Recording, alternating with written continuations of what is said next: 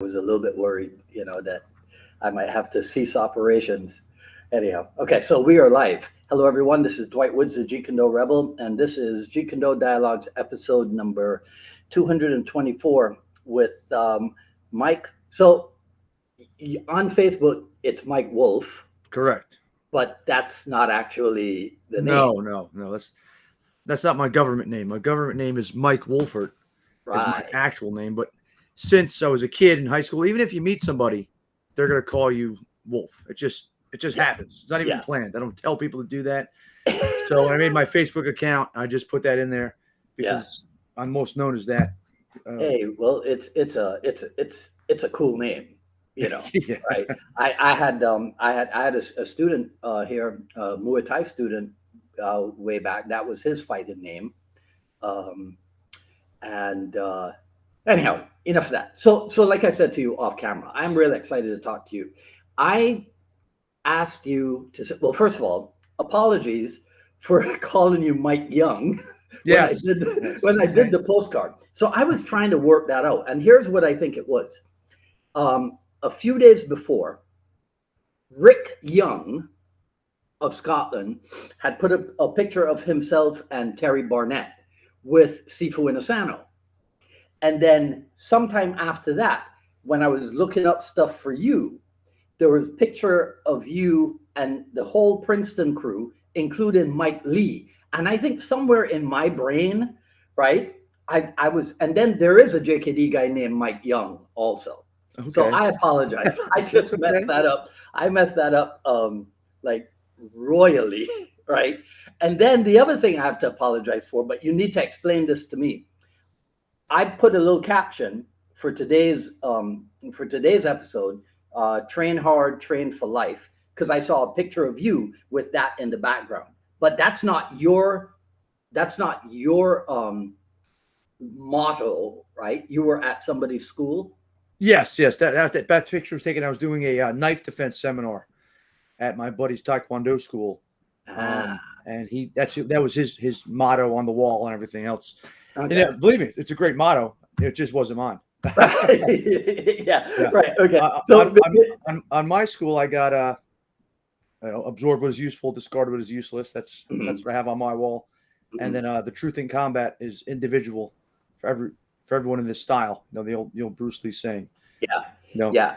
Okay, so now your school, because this is another thing I need for you to clear up for me. There's Martial Strength Training Academy. Is justifiable force inside of MSTA, or is that a separate entity completely?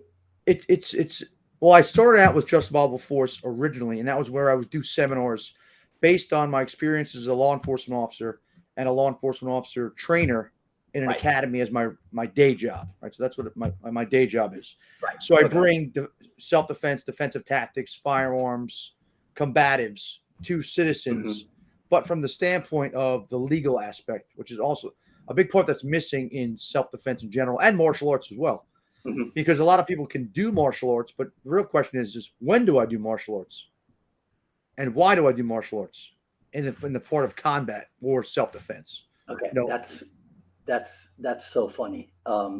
Wait, hang on a second here. I think I got frozen. I got to reload this page. Okay. okay, you look frozen.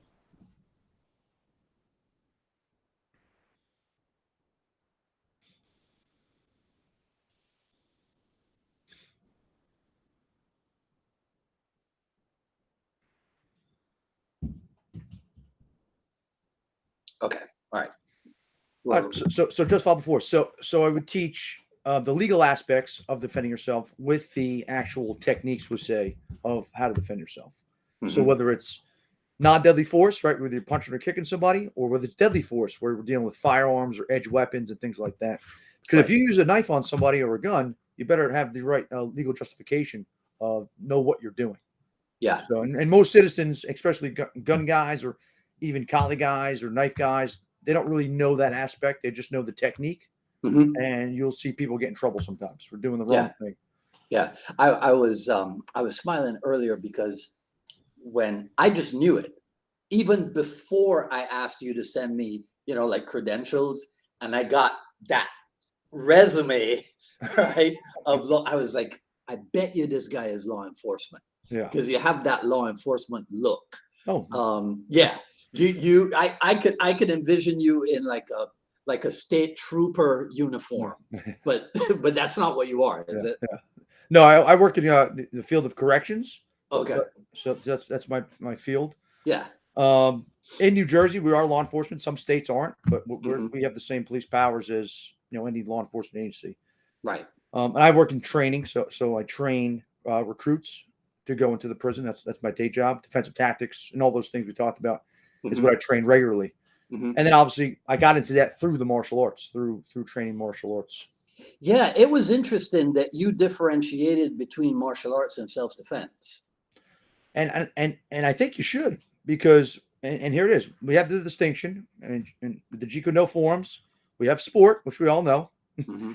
We have what some people call, or Bruce Lee might even call, street fighting, which AK would be self-defense. And then Hmm. we have the martial art, where people do it simply to, and even Bruce Lee said, we have self-preservation, right, and self-perfection. Hmm. And there's a distinction there. So some people train simply because it's a good time and it's fun. They're Right. not the odds of you defending yourself in a life or death struggle in the street is very rare, right? I mean, I'm not saying you don't prepare for it; it could happen, but the Hmm. reality is there's a low percentage, unless Yeah. you live in a bad area or go to a bad area or have a job that requires you to respond to violence. The odds of you having to use martial arts to protect yourself are not an everyday occurrence. So, however, most people, I'll say the general public, trains because it's a good time Hmm. and it's just fun and they're learning a skill. And I Yeah. think in martial arts, either A, people go so far over one or the other, or they kind of lose the balance of identifying which one is self defense, which one is sport, and which one's just a good time, Right. right? Yeah. Yeah. I think sometimes as instructors, part of our quest should be to blend those aspects together as well as we can. In other words, not fall into the trap of teaching people stuff that's fun but not functional. And if You you know. do, make sure you identify that. So that's the Hmm. thing. If you're teaching, that's the biggest problem that I have with martial arts in general is somebody would show something that's obviously not functional, obviously not even real, but then pass it off as self defense, right? And then Yeah. what happens is the uneducated eye sometimes look at something that is simply a good time, not high percentage, and Yeah. then identify that as, oh, you're using heaven six to defend yourself. When are you going to have two sticks? Like there are attributes and things you develop from that, but to look at that and say you're going to defend yourself from a mugger on the street or a carjacking with two sticks in your hand doing heaven six, there's a bigger problem there with someone's intellect. Right. Right. Yeah. Um, your programs focus a lot on the fitness aspect as well, right? Yes, yes, I'm heavily influenced in fitness, and I mean, obviously, this is a Jeet Kune podcast, so it's good to teach. I'm sorry, to speak JKD with somebody because there's not really a lot of JKD practitioners out there to kind of have a meeting with and talk JKD. So and everyone, I have a friend of mine that we always talk, and he's a martial artist and a fitness guy, and I always say we can't have a conversation without a quote from Bruce Lee in there somewhere, right? Right? I mean, because here's the reality. Bruce Yeah. Lee's influenced both of our lives and JKD practitioners. So he's kind of part of our life in a sense. Yeah. But so I go back to that and saying is you could be the best martial artist in the world if you don't have any fitness, and even Guru Dan would say, and Bruce Lee obviously being a physical specimen, I think in my personal opinion, fitness also is lackluster in the JKD community. Right? We have to focus like 80% of fighting is fitness. Hmm. And Guru Dan says this, even when they trained with Bruce Lee, was 80% fitness, 20% technique. Yeah. And we don't see anybody doing one finger. Like everybody wants to talk about what Bruce Lee was doing back in the day. Well, show me your one finger push-ups, right? Show me your two finger push-ups. Show me Yeah. your these other things Yeah. that Bruce Lee was doing. So we can't just focus on just the techniques. We also have to be in shape to accomplish those techniques, as well as having the attributes to make these things work. Right? If we don't have these attributes that Bruce Lee had, how can we make his art work? Right? Timing, Right. speed. Like, where's these videos of guys talking about, hey, here's my speed demo? Like, I'm not seeing that. Where's Hmm. my strength demo? I'm not seeing that. Mhm. right? I don't know. What, okay, so what concessions do you allow for an older guy like me? Well, I have students, and be realistic. Most of my students that do fitness are older people because they're concerned with just being generally in shape. Yeah, Where younger people can get away with not having to work as hard because they're yeah. just younger, right? So as people get older, almost fitness is more important than when you're younger because you could get Mhm, by just being young, but mhm. as you get older, I'll be 45 next week, so I'm not a super young guy either. Um, my oldest student's 65 years old.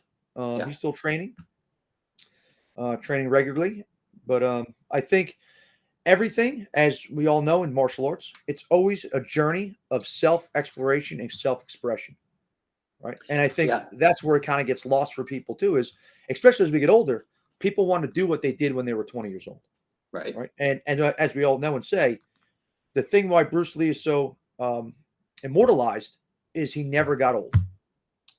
We never saw a 60-year-old Bruce Lee, although I'm sure he'd probably still be ripped, but Mhm. we never got to see that. So as we get older, we have to just tailor what we're doing in our martial arts and our fitness and what we're doing for fitness because we can't do what we did when we were younger. It's Yeah, not possible. yeah. What you just said there, put me in memory of something because I was looking up some of the stuff that you had contributed on the I Love Jeet Kune page, and I think it had something to do with people not realizing that martial art is a journey. You know, so it's a thing. It's a constant um, e- expedition, Hmm. so to speak. You know, um, I do have a question for you because I thought about this because I probably premiered um, in the 1990s. I think maybe 1995 or so. The one of the first, if not the first, fitness kickboxing programs in Miami, right? And we did that quite successfully for a few decades. You're still doing it, even though you might not use the term fitness kickboxing or so. I actually use the term fitness kickboxing because that is the term. I mean, Okay. unfortunately, is you should have trademarked that back then and came out with a rash of studios under your name, and uh, because Yeah. I mean, that's what other people did, right? You could have been Tybo before Tybo. Or was Mhm. Tybo out before you? I think they came around right around the same time, Yeah. actually. Right? But I mean, that Billy Blanks, man. Hey, he paved the way for Yeah. sure, for sure. He paved the way. Um, So, now, so here's my question. yeah. I Within the fitness kickboxing group, there were always, and I was surprised, but there were always a significant number of students who really wanted to learn good stuff. Like they didn't want to just come in, jump up and down, Mhm. sweat, and go, oh, wow, what a workout. They wanted proper form. They wanted me to really make sure that I taught them something real. Do you get a lot of that? Well, actually, you've just recited my business model.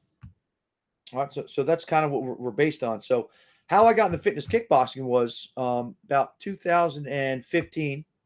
My son was born. My first son was born, and I started teaching. I couldn't go to my school, Princeton Academy of Martial Arts, which was an hour away. Mhm. As much as I would, because I had a newborn, my wife wasn't working. I needed some extra money, so I started teaching on the side at CKO, which is like the premier, like a large franchise of fitness Oh, yeah, yeah, kickboxing. yeah, yeah. We got one down here in Yeah, Brickell. they're all over the Yeah. place. That's why I said you should have invented it a long time ago. So I saw it on Facebook. They were looking for trainers, so I sent them my resume. The guy calls me, and goes, "You sure this is what you want to do?" I said, "This is not martial arts or real kickboxing." I said, Right. "No." So I said, "I never did it before." I showed up. I said, "I'm here." I did a class. I mean, it was a great class. I got a good workout, like you're saying. Yeah. And then, like the next time I came in, he's like halfway through the class. He goes, "Hey, you want to teach?" He gave me the microphone, and then here I am, a fitness kickboxing trainer. So what you're saying though is exactly what I witnessed. Is it's just poor form. It's Yeah. just overemphasis on hitting the bag as hard as you can with and possibly injuring yourself as opposed to real instruction. So the guy wanted to say, hey, I want to sell CKO. Do you want to buy it? And he opened up his books to me, and it was a franchise, of course, which means it's real expensive. So I said, man, this is a lot of money just to show people how to hit some bags. So at the time, I was transitioning from my old school. I was started Just Volleyball Force a year earlier because I still wanted to do my own thing, but I didn't want to leave my old school yet, and I didn't want to really compete and teach martial arts per se, because I was still instructing at Princeton Academy. Right. So I kind of did that seminar format, like we were talking about. It did more of combative type stuff that was different than martial arts. So I kind of separated myself.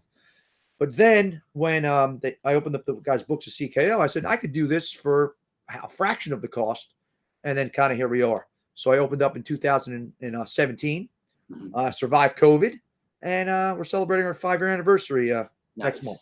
Nice, congrats. So yeah, here we are. So I just realized I didn't actually finish my intro and tell people, right? And tell people that you and I we know each other through Facebook. Yeah. But I know your instructor, Rick Tucci, and your old school from way back when. Yeah. Right, from 40 years ago. Yeah. So so of course we're going to do some catching up. All right, so let's do that now. Real quick. So really, we're the 6 degrees of Bruce Lee, right? We got Bruce Lee, and then we'll branch off, and everyone's going to know each other through Bruce Lee, right? Well, hey, you're not wrong. And the thing is, some of us, like, I forget how it goes, but like if Dan Inosanto trained Denzel Washington, how many degrees away from Denzel Washington am I? Close, right? One degree. Yeah. See, yeah. Right. So I mean, so we could really hobnob with some famous people just through Inosanto, Absolutely. Right. Okay. So I think I read in your bio, your formal education in martial arts started in 1997. Yes. Correct. So originally I started in the early 90s. I was in high school, and we, Kung Fu Theater, and Bruce Lee was on Saturday mornings, Game of Death. And I started, working out, and I said, oh man, I'm going to do some martial arts. And there was a kid in my school. I think I was a sophomore in 10th grade. I think he was a senior, and he did some other martial arts. He did karate or taekwondo or something, but he invited me over for a workout, and we were watching Bruce Lee instructional videos. I don't know who they were at the time, but he had a lot of Bruce Lee books, the Tao of Jeet Kune and things like that. And we were just kind of trained out of books and videos at that point. Yeah. So then he says, hey, if you really want to learn the art of Bruce Lee, Jeet Kune, you got to go to Princeton Academy of Martial Arts, Rick Tucci. And I said, oh, okay. So after I graduated high school, and I was about 20 years old, and I actually got a real job, some real money, and a car, and I could afford to take the trip. That's when I went out to Princeton in 97, and that's kind of where I was until I left in 2015. Okay. I'm sorry, 2017, went up with my school. Right. Yeah. So by that time, it had transitioned to ownership under Michael Lee, correct? Yes. Yeah. So when Mike transitioned to Mike, I stayed on for a year to stay with Mike. Okay. And then, like I said, then my son was born, and then just be closer to home, an hour ride. It just became not feasible with family life and work and everything else. Yeah. As a kid who grew up on an island that is only 166 square miles, when I was hanging out at Princeton, I was actually staying with a friend in Pennsylvania, right? But she and I would drive in to do the seminar in Princeton. And I was always fascinated by that, because you don't have that where I grew up, right? This is like a different state, and but it's actually closer than other parts of the state. Like, to me, that was amazing. So tell us some Princeton Academy stories. I mean, I think I went out there. I was there maybe 2 or 3 times, and we went to the academy, but the seminars were. I never went to a seminar at the academy. It was always at the Hun School. Yeah, it was always there. But tell us some favorite memories of Princeton Academy, because I love the place. I thought it was one of the preeminent martial arts schools in the country back in the 90s. Absolutely, it was, and that's kind of what brought me there. Was Mhm. and let's even be realistic from the and when people talk about Bruce Lee and we talk about back in the day, we always have to go and look at the time period and what was going on to really say, hey, in 1997, who was doing jujitsu, Muay Thai, Kali, Jeet Kune Do, in 1997, right? Silat, Yeah, like where were you finding that in the 90s? yeah, Three years obviously post UFC, and we're talking about now mixing arts and just cross training and all these things. It was nowhere, right? So I drove an hour, 6 days a week, primarily for a right. large chunk of my life for 20 years. Yep. Right. And it's interesting is now it's almost like people are so spoiled with the access to information Mhm. that nobody's going to do that. No one's going to drive an hour to train martial arts. No. I mean, we talked about the martial journey. That's part of the martial journey is sacrifice and discipline, right? It's almost I look at it as almost the case of when back in the you read the stories, you had to climb up a mountain and swim through a river and with a bucket of rice on your head and sit in the horse stance for 3 hours. And then the master would Yeah. open the door. Yeah. Well, you remember you used to have to kneel in front of the Shaolin Temple. Yeah. Right? Yeah. But now you got to cater almost to the people because they just don't have that, I guess, martial attitude or discipline or anything. How do you deal with that as a martial art businessman?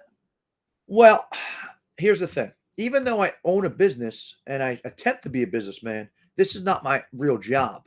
Okay. So I always tell people, so look, if nobody comes today, nobody wants to train, I'll just close the door and I'll go home.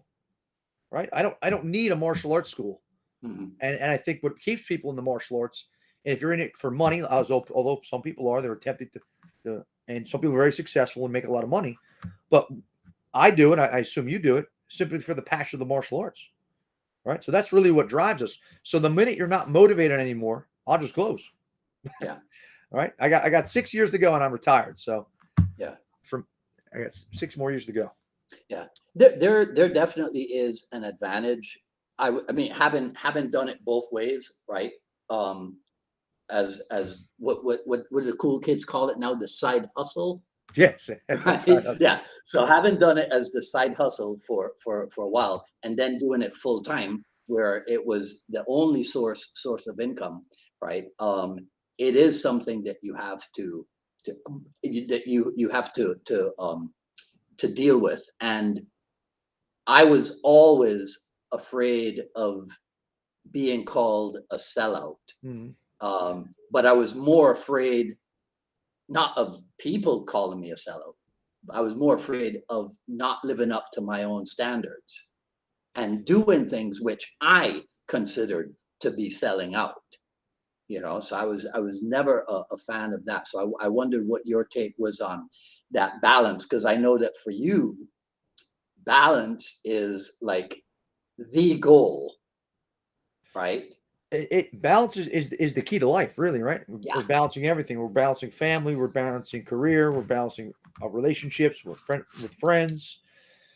So in that, the idea of a sellout it's very interesting because could we define what a sellout really is?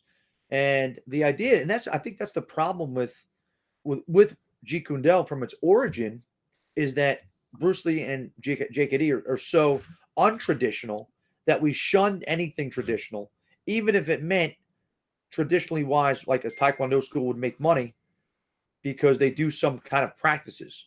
So it's funny is martial arts. If you made money, automatically you're a sellout. It became synonymous with JKD is too big. It's interesting because that's how businesses stay alive, and that's how you do promote on the larger scale, right? I mean, imagine if we said, "Oh man, Bruce Lee talked about JKD in a movie to promote it.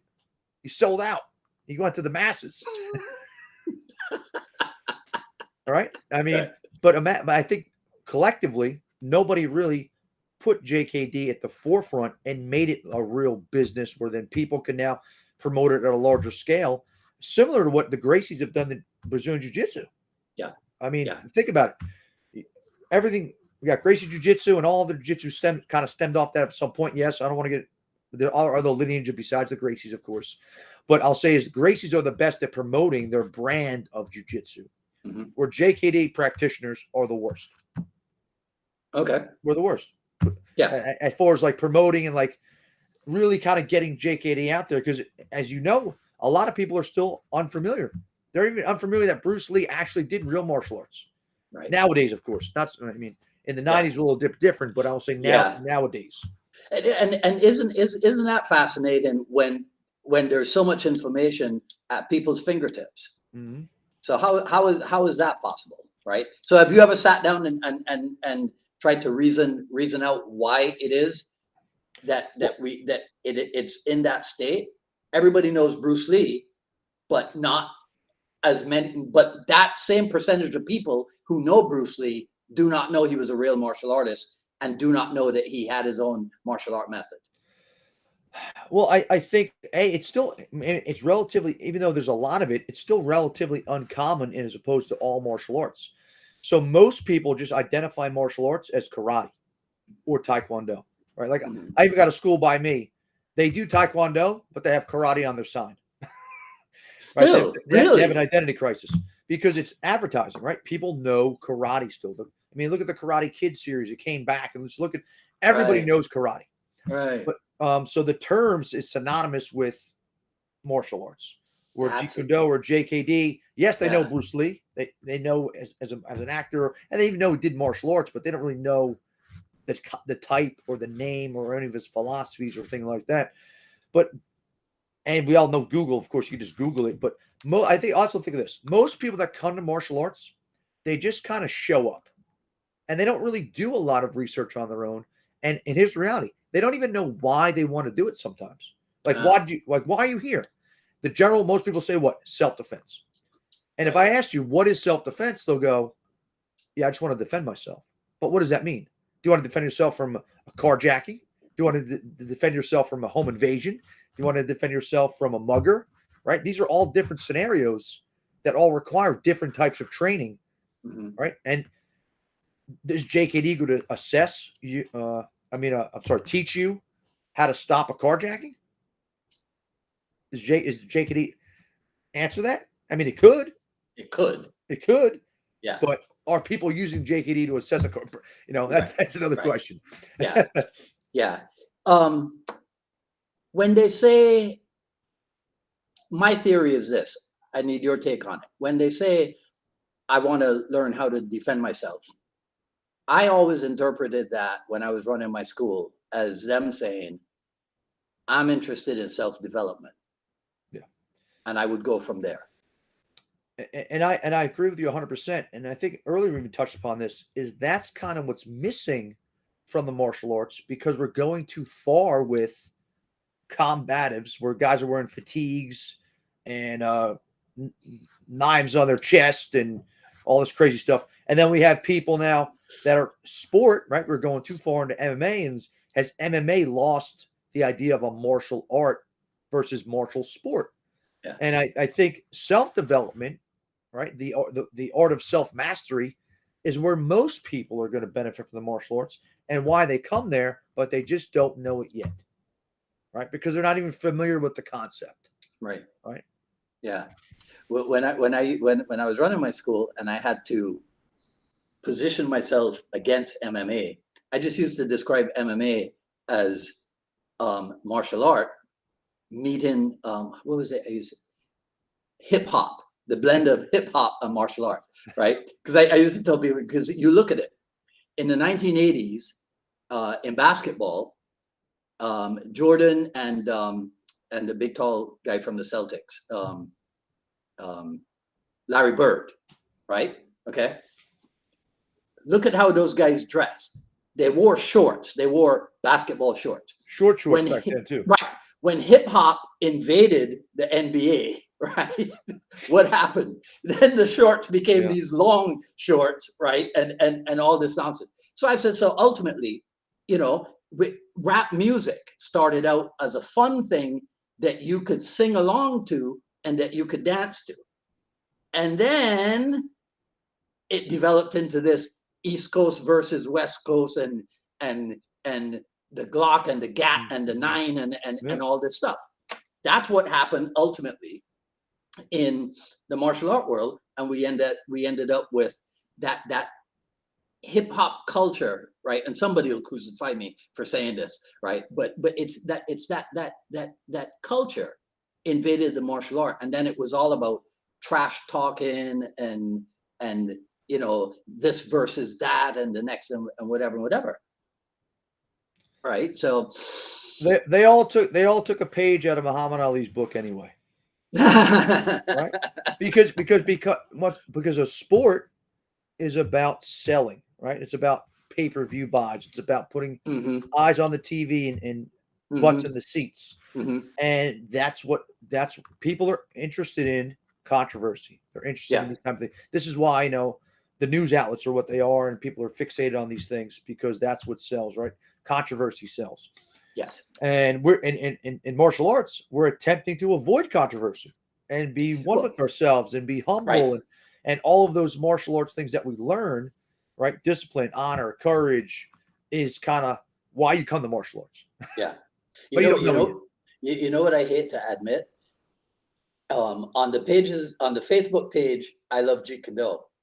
If there's nothing controversial, it's not as exciting. Yeah. I hate to admit that. Yeah.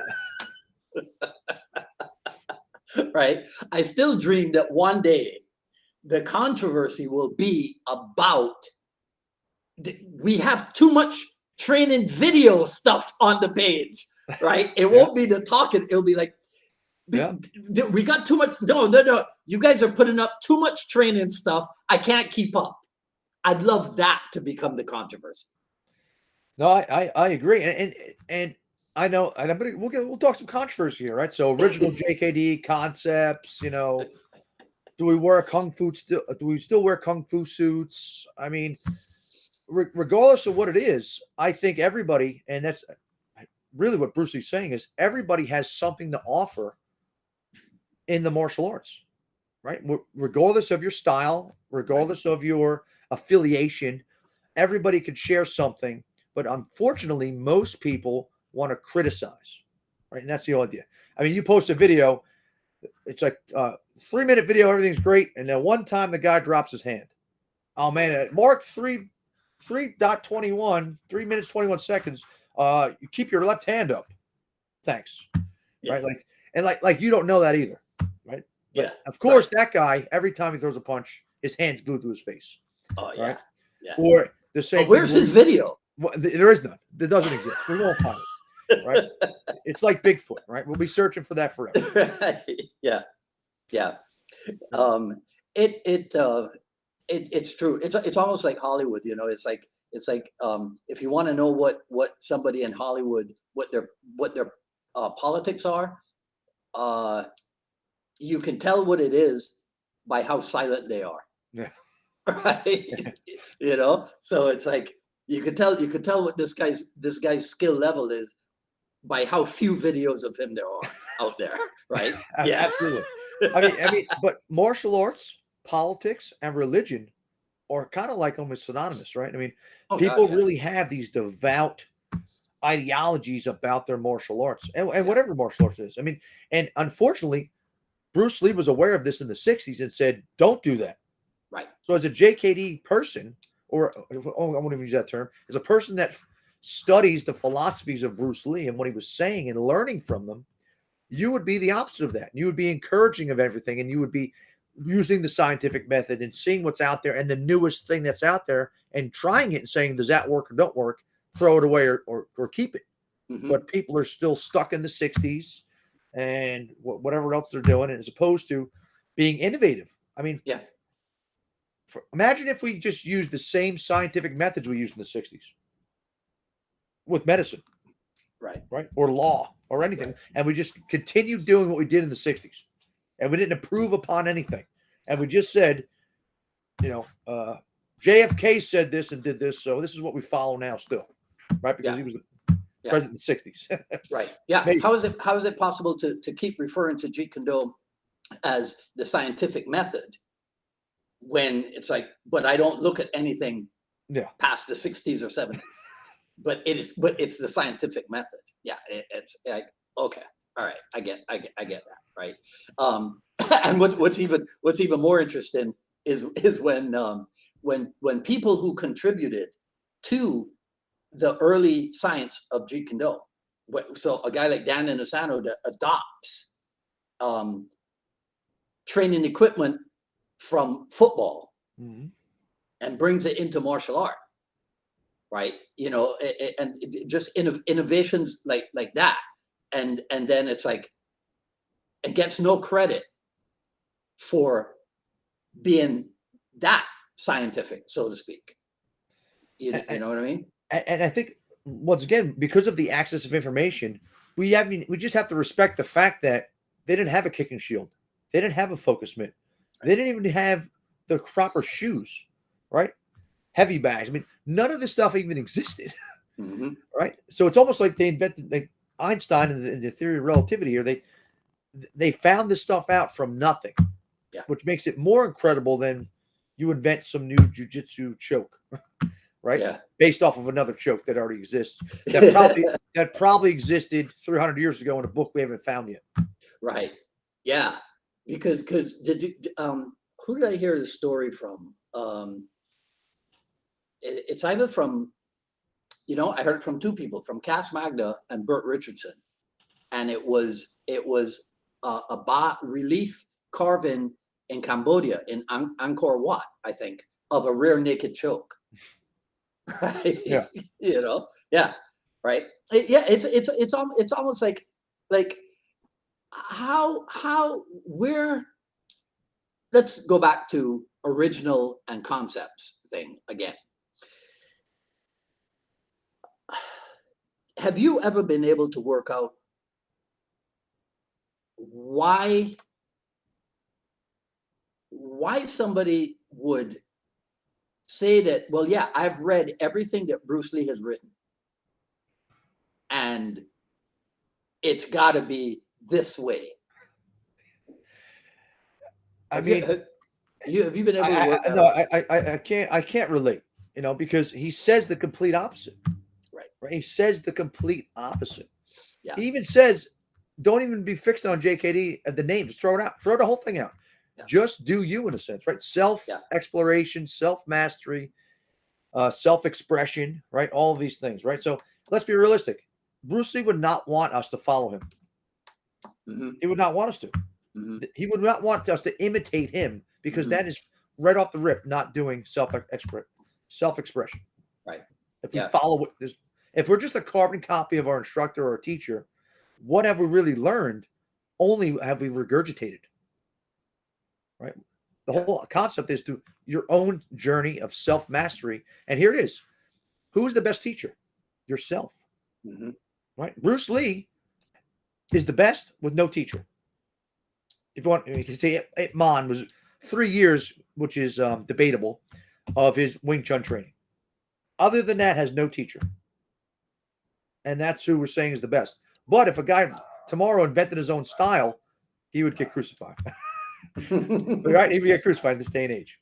Right. If you came out tomorrow and said, "Yeah, I invented my own style, and it's called this," and yeah. But at that time, it was so revolutionary, and what he was doing made sense. So that's why people follow him. Right? It made sense what he was doing, and it was radical for the time. That's it. I mean, he's a perfect product of his generation, of his era, because everything, so much of the world was in revolt at that time, and he just brought that sense of revolution, I think, into to the martial art. I was going to ask you something. Hence the JKD Rebel. Yeah, but Cass Magda tells me that's like saying Duran Duran. Yeah, there you go. Right. Yeah. I want to ask you the thing about copying, because I saw your picture with Ajahn Chai.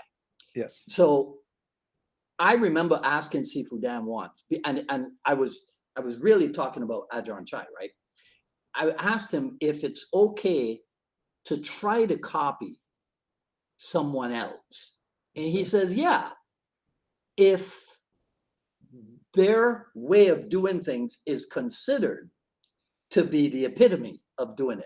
And it was really a question about Ajahn Chai, trying to move exactly like he moved in Muay Thai. Because I don't know about you, but I have never seen him off balance or ill-timed in anything he's done, whether he's going fast or slow, hitting for real or demonstrating. Never. And I've been with him since 1985. Wow. And I have never seen him mistime something or off balance. Amazing. So I was actually, so years later, this is what I realized. It's okay to try to copy. It can't be done. You're never going to move exactly like somebody. But if you're copying somebody whose level is considered the epitome, guess what? You're probably going to end up pretty good yourself. Yes. So, but a copy means the same, right? So you're never going to get there. Right. However, it doesn't mean we strive for perfection. And even if we get the 90% of that, we're still good. Yeah. My saying is you strive for perfection because on the road to perfection, proficiency is attained. You see, because we know I'll never be able to exactly duplicate Bruce Lee's way of moving, but I got an idea. No, right? You should still try. Yes. You see, right? Go ahead. But at the same token, if you should strive for that. But then once again, JKD being almost individual, right? And he even trained different people, different stuff because not everybody can do. So if you can't move like him, almost I'm going to say, why even bother when you train what works for you, right? In a sense, because I mean, there's guidelines that you have to follow, right? There's guidelines and principles that you got to follow to the best of your ability, right? Because we have to have some kind of fundamental. We got to have some kind of principle. So I wanted to ask you about this. Have you ever been asked to do a Jeet Kune demonstration? As far as in what context? Because we've done them JKD demonstrations before. I mean, in Princeton when I was there, we did them quite often. We used to go to the martial arts show in Atlantic City. We would do stage demos. We would do local mall demos. We do fair demos. I mean, and what did you guys do? Mostly, we would do some seal them down. We would do some kickboxing. We would do some trapping, a little bit of grappling, almost like a little smorgasbord of like kind of what it had to offer as far as that goes. Okay, all right. Entering the ranges and things. Right. I wonder about that because I forget who I was talking to, but recently I was reminded that I was invited once to do a Jeet Kune demonstration, and I actually made them reword the flyer. Okay. Right. And instead of it saying Jeet Kune demonstration, it said a demonstration of Jeet Kune training methods. Oh, okay. Which is kind of what we did. We just didn't have that catchy slogan. Right? Yeah. Because it goes back to my way of thinking that, well, I mean, how do you identify Jeet Kune? You see, because somebody looks at you guys kickboxing and they go, well, wait, that looks like kickboxing. Yeah. Why is that why is that Jeet Kune? I've seen people kickbox like that before, and which now for me, Mike, that's actually like the most fascinating thing. One of the most fascinating things about Jeet Kune is that it can look like such and such. You see, and so in order for people to understand, we got to have the discussion of how it ended up looking that way, right? It's like to get an understanding of Jeet Kune. You got to go behind the scenes. It can't be surface knowledge. You got to dive deep. Well, exactly. What I was going to say is really what makes it JKD is the philosophies and the principles behind what you're doing. Behind the scenes. Right. Versus the actual technique, right? Because a jab is found in many martial arts. Right. But a boxer throws it a kind of certain way. A karate throws it a certain way, Taekwondo. But the idea is And here it is. How many times now in combat sports and in UFC, MMA, do we say, oh, look, the guy threw a sidekick and intercept the guy. He's doing JKD. He's a JKD guy, right? All the time, right? Oh, look, threw a trap. I heard this. I haven't seen it yet, but there's apparently some YouTube videos going around of Roberto Duran trapping back in the day in some of his boxing matches. But so if a guy traps, I guess he does JKD now. But and that's the thing is Bruce Lee put all these concepts and philosophies behind these techniques, but they're really synonymous. It could be used in any martial art. They're not strictly. You could use this, attack by draw in jiu-jitsu. You could use attack by draw in boxing, kickboxing, fencing, kali. I mean, it doesn't really matter. Attack by draw is just a strategy more than anything. Right. I mean, and in Sifu Nasano's book, it says that he came up with this finite number of ways of attack by observation of what people were doing in combat. Right. So it came from somewhere else. The whole attack, whatever, Hey, we should get into the argument about. Well, is it simple or is it single? That's how did you know I was going there? Because I intercepted your thoughts. Very good. Now, see, people, that's a demonstration of Jeet Kune right there. Yeah. Did you see? I don't know if you went on the I Love Jeet Kune page recently, but Tim Retiger put up a quote because he's working, I guess, on another article, and I don't remember the exact thing, but at the end of the quote, and this is Bruce Lee saying it. He says something like, "I hope that people who like Jeet Kune will train in it and improve it." Have you ever seen that quote? I see. Right? So it was like a day or two ago. I did see. Yeah. Now, what are we supposed to do with that? You're supposed to do what we're doing. I think. I mean, I don't know what else. I don't know what else you would be doing. Right. No, but I do understand the museum aspect of JKD. Also, I understand the people that want to preserve it and do exactly what it did, no more. But to me, they're not really following it, but they're just saving it. Right? They're saving. Okay. They're putting it in a time capsule, and they're explain saving that. Explain generation. That when you say when you say you can understand or you can see why, because that's what are they trying to do?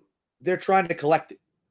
They're collectors, and they'll say we're collectors by doing different martial arts and collecting techniques, but they're really a collector. And me as a avid sports collector, former sports promoter, I collect comic books and toys. I get something that I really enjoy. It makes me happy. It makes me feel nostalgic, so I put it on my shelf. And I just want to look at it, and I want to talk about it. And as opposed to really diving deep and now going above and beyond the actual item, right? Because I think that's what's happening is right. It's that idea of the idolization of Bruce Lee, and they just want to get closer to him, and they just want to they idolize him so much. It's like collecting baseball cards, having a Mickey Mantle autograph, and I look at it because it reminds me of Mickey Mantle. They're doing the same thing with martial arts, in my opinion. Yeah. So that's a level of inspiration, but it's not inspiration to do anything. No, it's not inspiration to now go further and really dive deep into the other stuff that maybe he didn't discover yet because he died at 32 years old. Yeah. I mean, we could all agree and say he would not be doing. I mean, Guru Dan says he changed the technique from day to day and week to week, hour to hour. I show you one thing, like, I showed you that last week, but that don't work anymore. So I'm doing something else now. Yeah. So how can we possibly go? And that's why we train Jun Fan Gung Fu and the idea of, the 67 progression of kickboxing and trapping. You're doing the inside series and the outside series and all these things. And obviously, even people say that, even from the perspective of Guru Dan being a school teacher, that Bruce Lee wouldn't even have called it a series. I mean, Guru Dan did do that for the preservation of the art. Yeah, right? But I think he does that for both. I think for him, he does that more for the presentation than for the preservation. Because I think that one thing that Inosanto doesn't say enough of anymore is that we are supposed to take it further. Well, when I say preservation, I mean the ability to pass it on so other people can learn it. Okay. Right, because we all learn in that block style of training that we're learning in school. Mhm. So when we have five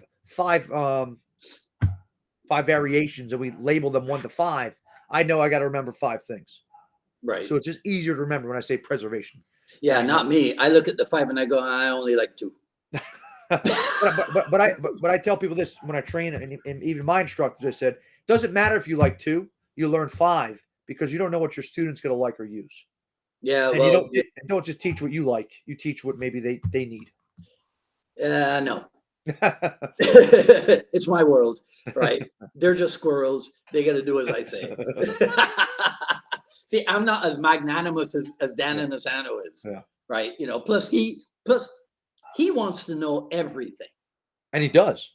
right? Well, yes, yeah, It's amazing. right. It's So amazing. it's like I meet one Machado brother, I discover that there's there's 4 more or 3 more or whatever. I got to train under each of them Mhm. because I got to see how Hodger approaches this technique.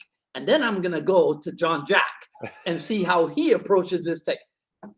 The Inosanto guy, right? He did the same thing with I've even heard stories that he would annoy Bruce Lee a little bit about the Wing Chun, right? because it's like Bruce Lee's trying to move away from the Wing Chun, Yeah. and Inosanto is still, but wait. What about this and this and this and this? Yeah. So then unfortunately Bruce Lee passes away. So what does Inosanto do?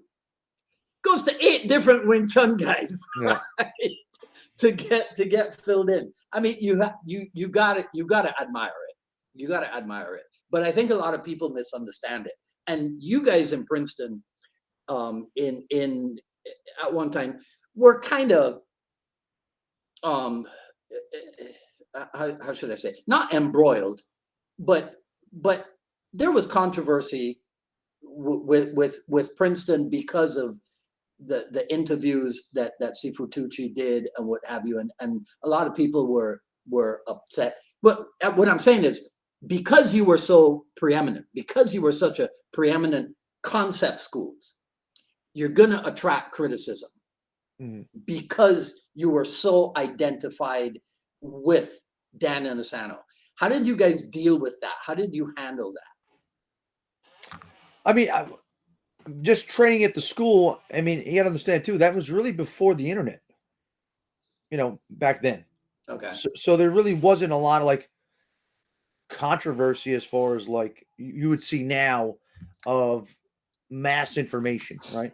Uh, So I mean, realistically, like even in those videos we're talking about. Actually, I have them on my YouTube channel, but now, but besides Black Belt Magazine and where was really your source of martial arts information? You know what I mean?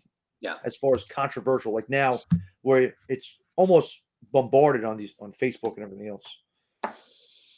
Yeah, and there's so much lost information also, right? Even if there's not lost knowledge, I think there's a lot of lost information. I remember when Cass told me, he says, look, if you want to understand, even let's say Inosanto, find the oldest, aka earliest Inosanto interviews that you can find on JKD, and you'll see what's really up here in his mind about it. Now he may have modified how he talks about stuff nowadays because it's modern, and what have you. But Cass always told me, and I think that if more people knew more about the backyard, about the early days of the opening of the Kali Academy, so we're talking 1970 to 1984. Right, so 40 years ago, and there's so much that's not known about that era, and unfortunately a lot of those guys are real old now. It's nobody's in their 40s who was training back Yeah. then, right? But there's and there was an understanding of Jeet Kune that is perhaps lacking today, I think, right? So I recommend that people try to find. In fact, next week I'm gonna actually no. Have you ever been to Chris Kent's website? I have. And that's a great source. He's got a lot of stuff, a lot of Exactly. the old videos, Yes. liberate yourself from classical training, Yes. all that stuff's on there. I mean, Yeah. I hope What I hope, effect? What effect did liberate yourself from classical karate have on you? well, just like we're saying, just the philosophy of not being stuck in where you're at, you Yeah. know, to not be so rigid and stiff. And a lot of people look at it as even fit. That's not physical. That's a mental rigidness, right? Hmm. Let's be pliable with our mind. JKD, the entire concept is to have an open mind. Yeah. Yeah. And people lose that, and they identify with the identity of Bruce Lee. Once again, we talk about copying, but the same concept here. Right. Well, not to use the term concept because that's I a bad love what word. you said. I love what you said about being a Bruce Lee collector. And so I put stuff up on the shelf. And so yeah, it's like, okay, so we got these notes from Bruce Yep, Lee, yep. right? So we put them on the shelf. And we're still And looking at it. yeah, yeah, And it almost becomes a holy scripture right. because we place them at such a high level. I mean, let's be realistic, and I don't want to get this crazy conversation, but when people talk about like Bruce Lee and fighting Conor McGregor and things, and oh man, he would destroy him, or he's beating Mike Tyson, or these crazy things, like he's a regular person. He weighed 140 pounds at his heaviest. You're telling me if Mike Tyson punched him, what would happen to him? Let's be realistic here. Right.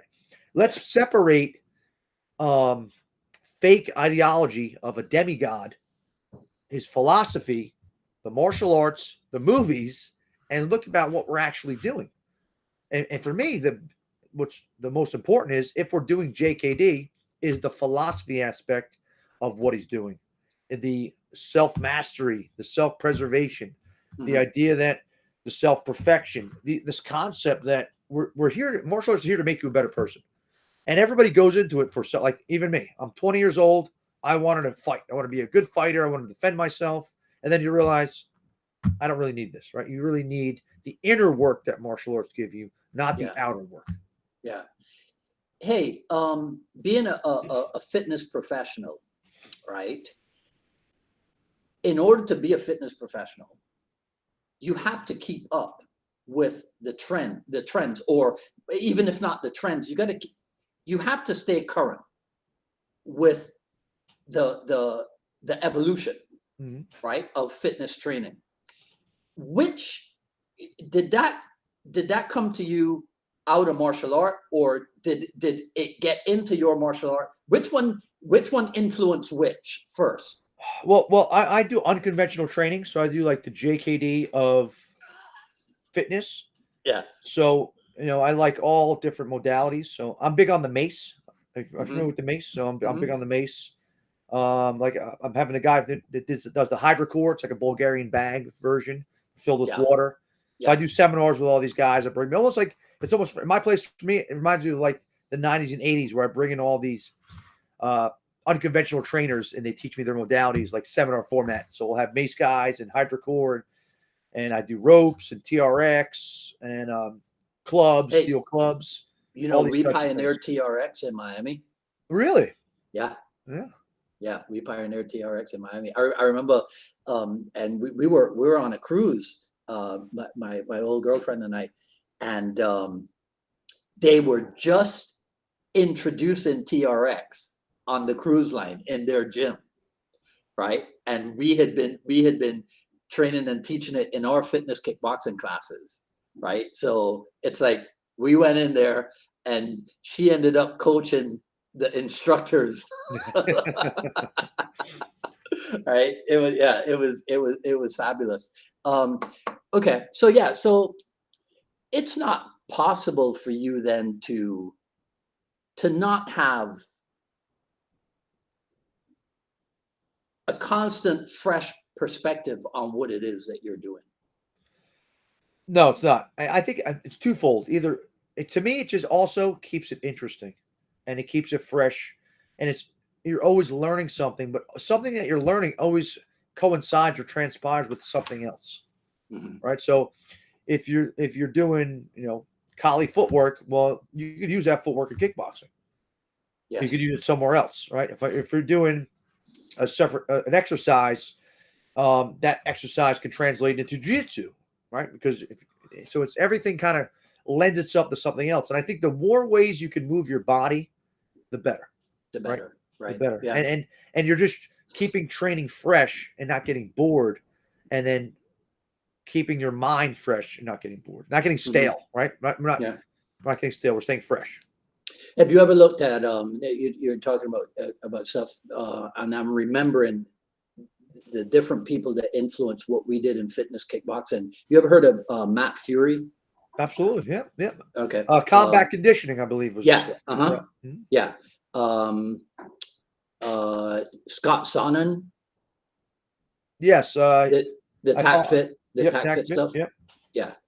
All right. Okay. Yeah. So we and I actually got into that stuff because I had 2 JKD students who were yoga instructors who were big into body weight exercise.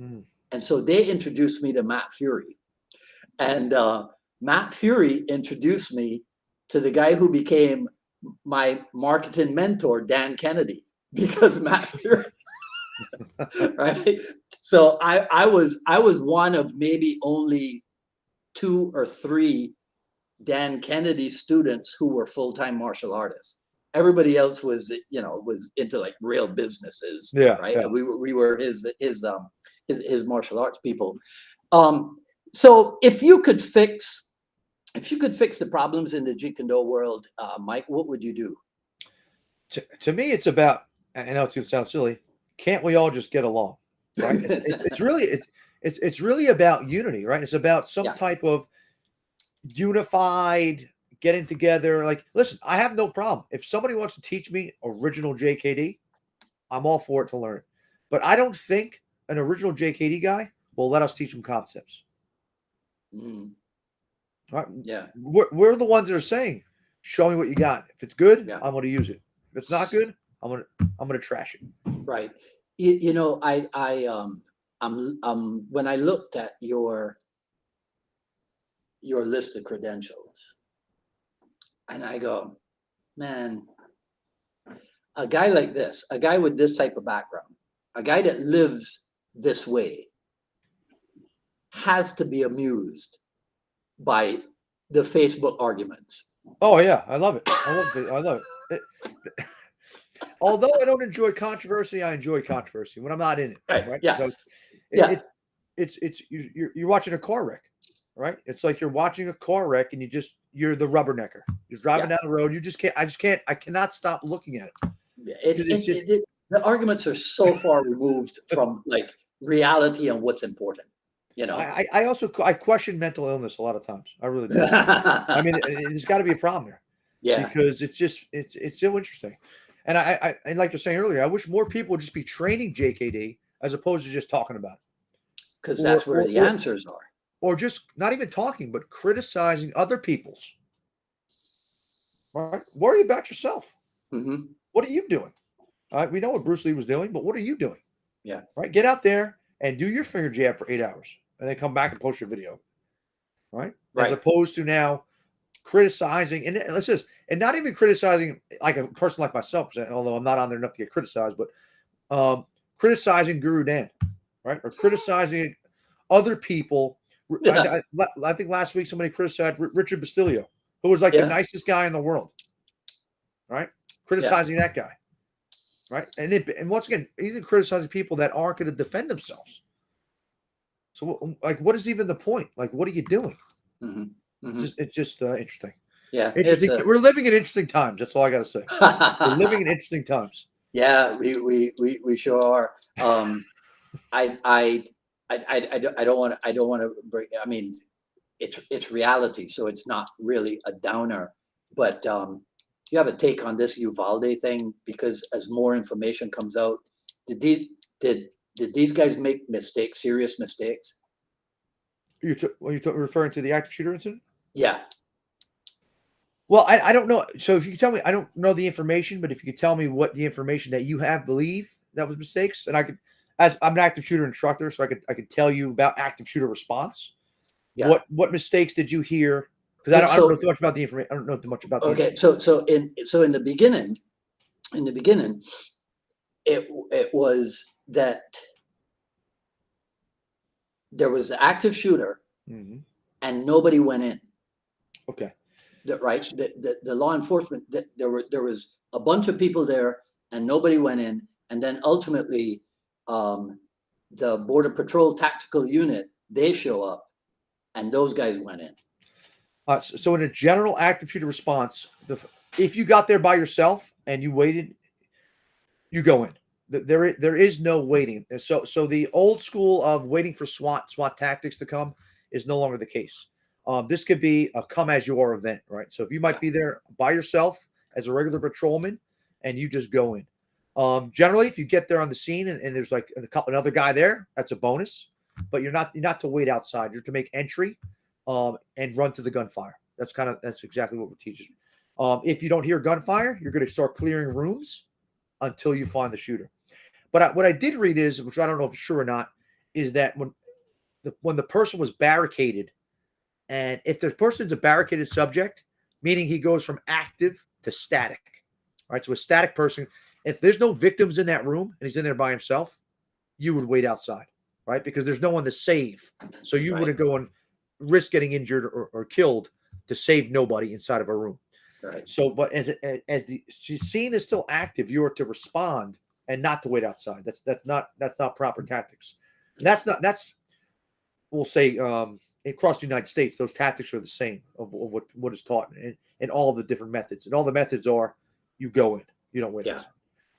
So does that idea that you just expressed there across the country, that's the methodology. Is that related some a little bit to what you were talking about Jeet Kune? Like, should we have a standard for Jeet Kune across the country, across the world, or whatever? You think that's possible? I think I think it's possible to a certain degree. And it's interesting because I even go with this with jiu-jitsu with the belt system, right? There is no unified belt that says you have to know a certain amount of material. It's really up to the instructor. Okay. Right. So unlike, I think, which I never did traditional martial arts, so I'm not really sure. If you may know more than me, like let's just say a blue belt in jiu-jitsu, there's not like a certain thing you're supposed to know across the board. Every school is different. But my personal opinion, I think if you have a rank, like you achieve something in school, you should have a general base knowledge that everybody should be aware of. And then it doesn't, at a certain point, it's going to kind of dissipate but at certain levels, I think you need to know certain things personally. Yeah. I think it's easier to teach and it's easier to learn because you already know what's expected of you. Right. So if I said, okay, I have a guy training for 1 year in Jeet Kune, what should he know? Right. Like I have a list of 6 months, 12 months, 18 months, 24 months of certain material that you're supposed to know. Right. And to me, that's how we kind of keep track of what the person knows because it's so vast that we just can't go off and just show whatever we want. Yeah. There's got to be a playbook. Is your playbook a carbon copy of Princeton Academy? To a certain degree, it is. Yeah, it is to a certain degree. Because once again, you teach what you know. All right, so we teach things a little bit differently, but for the most part, it's pretty much we'll say on par with what we're doing there, as far as 1-2 series, 1-3, that kind of stuff. It's right. But to me, that's the universal stuff that I think if I said, hey, everybody knows, right? So hypothetically, if you go, I never heard of Umbrella 6 before. You go, you train Filipino martial arts, right? Or I don't really. Everybody I think knows the 1-2, the 1-3 series, right? They know the Ping Choi Gua Choi series. I think what I'm saying is you could branch off from those things, but I think at a base level, everybody should know those things because that is where the art started. And if you want to progress from that and show additional things, or teach them a little bit differently, I think but we all need to have the right foundation. Yeah. to go from. I don't know. That's my opinion. What do you think? Hey, it's like blending pinchoy guachoy with sapu luar. Yeah. Right? Which to me is something that always worked. As a matter of fact, wait. I'm talking to the perfect guy for that. Isn't that what y'all do? On your website, doesn't it say Junfan Trappin / Kali Silat or something? Yes. Yeah. Yeah.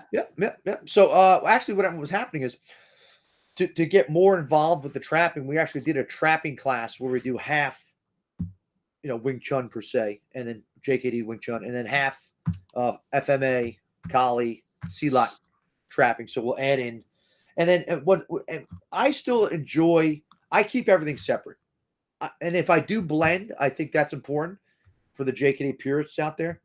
Where I don't think you should be able to do just whatever you want, call it JKD.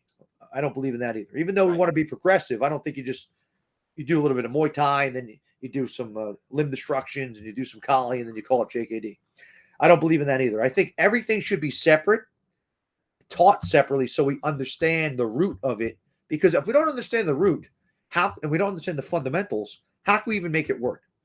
So, my perspective, I think training in all these other arts make my JKD a functional, effective, and better because I didn't just learn a Muay Thai kick, right? You learn Muay Thai in order to do a Muay Thai kick, right? I don't just learn an armbar in jiu-jitsu because if you don't know how to shrimp, how to move on the ground, how to bridge, how to move your hips, you ain't doing an armbar. So you can learn an armbar, but unless you know jiu-jitsu, you probably ain't going to be able to pull off an armbar. Mm-hmm. So I still keep everything separate. For the idea that we wouldn't know the root.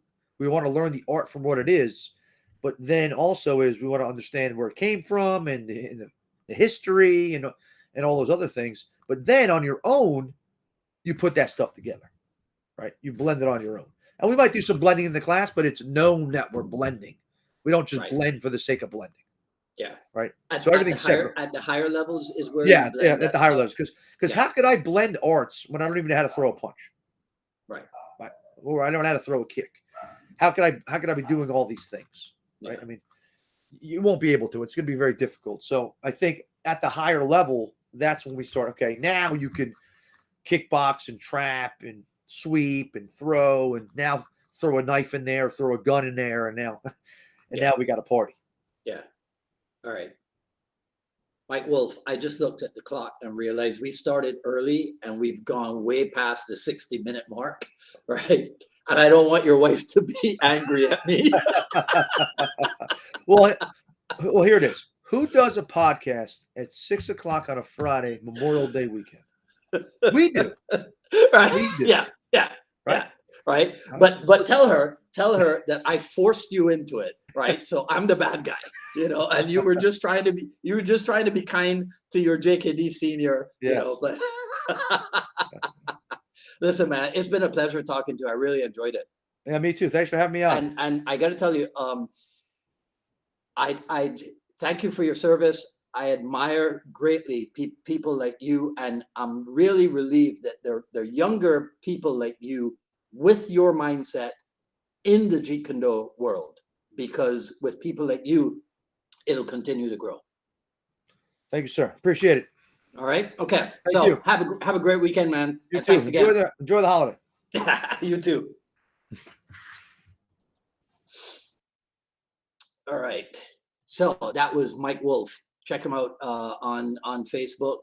And I turned off the commenting stuff while we were talking. So I'll go back and I'll ask Mike to go back and see if there's anything we need to respond to. All right. So that's it for today. Feel free, share, like, comment, do all that good stuff. Follow me on Twitter at Dwight Woods and on Instagram at Dwight D Woods, no period between D and Woods.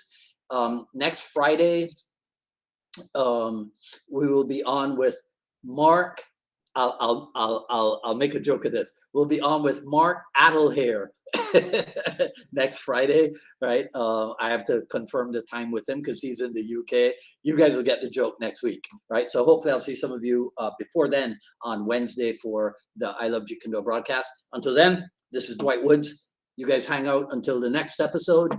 Take care of yourselves. Those of you in the US, enjoy Memorial Day weekend, holiday, all that stuff. I think that's everything I need to tell you. All right, so take it easy. Talk soon. Take care.